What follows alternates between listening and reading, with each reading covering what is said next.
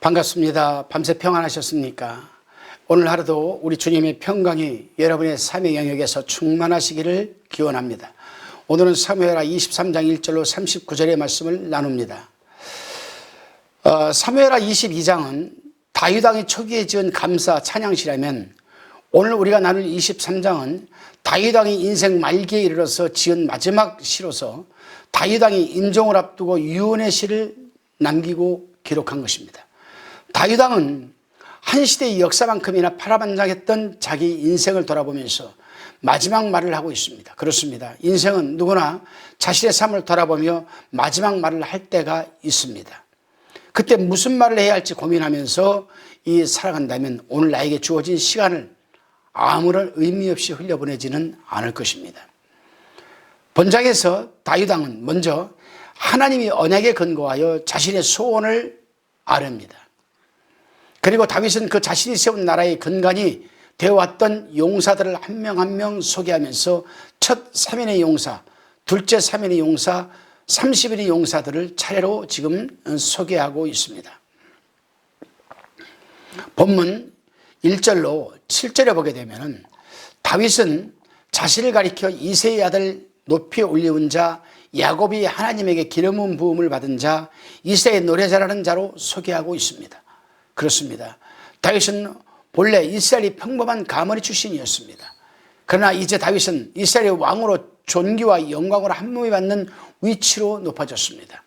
그것은 이스라엘의 하나님께서 다윗에게 기름을 부어 왕으로 세우신 결과였습니다. 다시금 본문 8절로 12절의 말씀을 보게 되면 8절부터 30절까지는, 이 39절까지는 다윗 왕국의 번영에 크게 이바지했던 용사들을 지금 소개하고 있습니다. 그 중에서도 본문은 다윗의 용사 중 가장 뛰어난 3명을 소개하고 있는데, 곧 요셉바세벳, 엘르아슬, 삼마입니다. 이들은 자신들의 힘과 기능을 오로지 하나님의 영광을 위해서 헌신적인 희생으로 사용했으며 하나님이 크게 이기게 하셨다라고 하면서 이들을 통해서 하나님께서 구원을 이루시라고 기록하고 있습니다. 그렇습니다. 아무리 뛰어난 인간의 힘과 기능이라도 하나님의 도우심이 함께할 때만 그 위력을 발휘할 수가 있는 것임을 우리는 잊지 말아야 합니다. 다시 본문 13절로 23절까지의 말씀입니다. 그 3인 중에 이름을 얻었으니 저는 3인 중에 가장 존귀한 자가 아니냐, 이렇게 얘기를 하면서 쭉 누굽니까? 바로 충성면에서 첫 3인과 다를 바가 없으나 능력면에서 다소 뒤지는 둘째 3인방의 활약상을 지금 기록하고 있는 것입니다. 두 번째 부류, 이들은 왕의 지극히 작은 소원을 이루어드리기 위해서 자신의 소중한 목숨을 아까워하지 않았습니다. 그러나 가만히 생각해 보면 이들의 행위는 오직 다윗 개인만을 위한 것은 아니었습니다. 왜냐하면 당시 다윗 왕은 기름 부음을 받은 공식적인 왕으로서 하나님의 통치 대리자요 이스라엘의 목자였기 때문입니다. 따라서 다윗의 소원을 이룬 이들의 행위는 결국 하나님을 위한 것이며 동시에 이스라엘을 위한 것이었다고 우리는 할 수가 있습니다. 그렇습니다. 우리는 이러한 용사들의 모습을 통해서 그리스도의 군사들인 이 동역자나 성도들은 항상 하나님의 영광과 이웃을 위하여 목숨까지 바칠 각오가 되어 있어야 한다는 사실입니다. 물론 교회도 마찬가지입니다. 하나님의 영광을 최고의 우선순위에 둠과 동시에 성도들 간에도 서로 사랑으로 충만한 공동체를 이루어갈 때에 서로가 목숨 걸고 희생할 수가 있는 것이 아니겠습니까?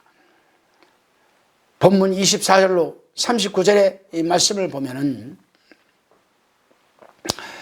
다윗이 이스라엘 왕으로 즉위할 때 구성된 30인 용사에 대해 소개하고 있는 부분으로 다윗 군대의 훌륭한 조직력을 지금 기록하고 있습니다.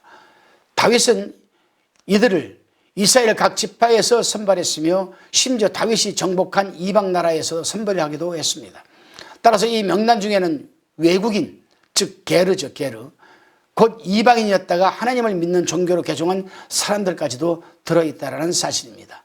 이처럼 다윗은 하나님과 이스라엘 위에서 봉사할 일꾼들을 선발하는데 어떠한 차별도 두지 않았습니다. 비록 그들이 어느 지파건 어느 민족이건 다윗은 오직 그들이 달란트에 맞게끔 봉사할 기회를 주었던 것입니다. 이렇게 뽑힌 용사들은 그들이 사고와 기능과 능력 등 여러 면에서 차이가 있었지만 다윗이 통치 아래 자신의 능력을 충분히 발휘할 수가 있었고, 그 결과 이스라엘은 예루살렘 정복과 주변의 이방 민족 정복 등 엄청난 사역을 이룰 수가 있었던 것입니다. 그렇습니다, 여러분. 우리는 여기서 교회의 다양성과 통일성을 발견할 수가 있습니다. 즉, 교회는 성도들이 각자에게 주어진 성령의 은사들을 충분히 발휘할 수 있도록 기회와 환경을 만들어 주어야 합니다. 또한 동시에 그 모든 성도들이 갖고 있는 은사들이 오직 교회의 덕을 세울 수 있도록 질서를 위해야만 한다는 사실입니다. 오늘 하루도 여러분 섬기는 교회에서 여러분이 하나님부터 받은 은사와 재능과 달란트 마음껏 쓰임 받으시기를 주님의 이름으로 축원드립니다. 기도하시겠습니다. 주님, 인생은 누구나 자신의 삶을 돌아보며 마지막 말을 할 때가 있습니다. 그때 나는 무슨 말을 하고 이 세상을 떠날 것인지에 대한 나 자신을 돌아보는 삶을 살게 도와주시고, 이 세상에 있는 동안 주님이 주신 은사와 재능과 달란트를 충분히 발휘하여서 내가 섬기는 교회의 덕을 세워나가게 인도하여 주옵소서. 예수님의 이름으로 기도드리옵나이다. 아멘.